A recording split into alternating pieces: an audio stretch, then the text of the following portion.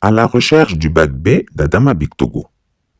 Porté disparu depuis quelques jours, Chris Yapi a pu retrouver les traces d'Adama Bictogo dans une mosquée d'Abidjan pour ne pas la nommer.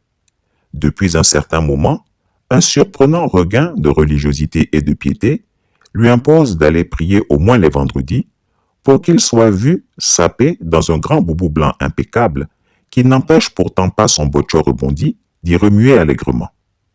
Chris Yapi l'a donc aperçu dans une longue tirade avec un jeune imam.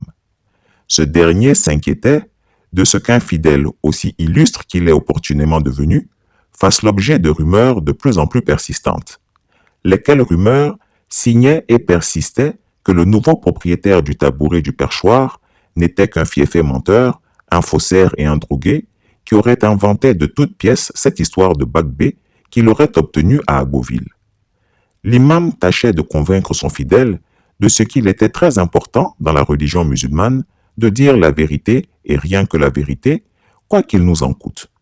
Il a donc suggéré à Adama Bictogo qu'il serait bénéfique pour la communauté musulmane et le grand musulman qu'il est devenu, comme en atteste le gros boubou qu'il avait porté, que celui-ci leur remette une copie de son bac B afin que les fidèles, une fois largement informés, soient soulagés et au-delà, toute la Côte d'Ivoire le soit. Quelle ne fut la surprise de notre jeune imam d'entendre Adama se muer subitement en moufti, en érudit et exégète du Coran.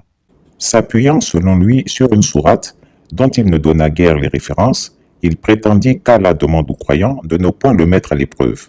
Il a eu le culot de la réciter d'une voix à peine audible, dans un arabe qui ressemblait plus à du charabia, et qui dit que nul humain ne doit défier Dieu, car toute la puissance appartient à Dieu.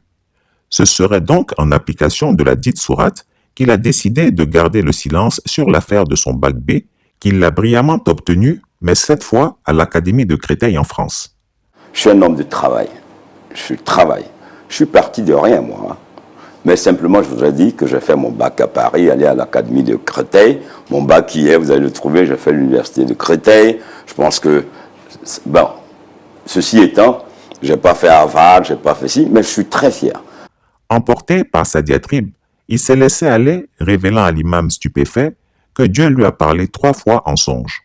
Il a juré qu'Allah lui a formellement interdit de montrer son bac et que lui, pauvre créature obéissante, ne pouvait faire autrement que d'exécuter la volonté divine. Malgré toutes les tentatives pour convaincre le bougre que Dieu n'a rien à voir avec une histoire de bac B, l'imam a fini par comprendre qu'il n'y avait rien à tirer du grigou. Chers auditeurs, comprenons-nous bien. Chris Yapi ne reproche pas à Adama Bictogo de ne pas avoir eu le baccalauréat comme de nombreuses personnes. Non, je lui reproche de mentir et d'avoir obtenu des postes dans l'appareil d'État sur la base d'un CV mensonger et en faisant de la fraude au diplôme. C'est un parjure, un faux et usage de faux, punissable par la loi.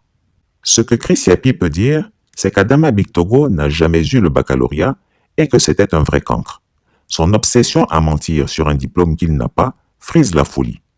Tout le monde sait très bien que lorsqu'un être humain parle à Dieu, c'est ce qu'on appelle la prière. Il prie. Mais quand Dieu parle directement à un être humain, c'est ce qu'on appelle la folie. En réalité, il devient fou. Peut-être que finalement, notre illustre Bochoman n'est pas loin de la folie et croit vraiment qu'il a passé et réussi son examen du baccalauréat à la Tour Eiffel de Paris. Le 27 janvier, quand le congrès finit le 26 janvier, le 27 janvier, si tu n'as pas le bac B, tu libères le tabouret. Tu es président, tu es député, mais dès lors que tu es président d'institution, si tu n'as pas le bac B, tu libères le tabouret. Tu es conseiller économique. Si tu n'as pas le bac B, tu libères le tabouret. C'est ça la clarification. Chris Yapi ne ment pas. Retrouvez Chris Yapi sur ses 2 chaînes YouTube. Échangez avec lui dans la section communauté de ses chaînes YouTube. Retrouvez-le également sur sa chaîne Dailymotion, Instagram et Mediapart.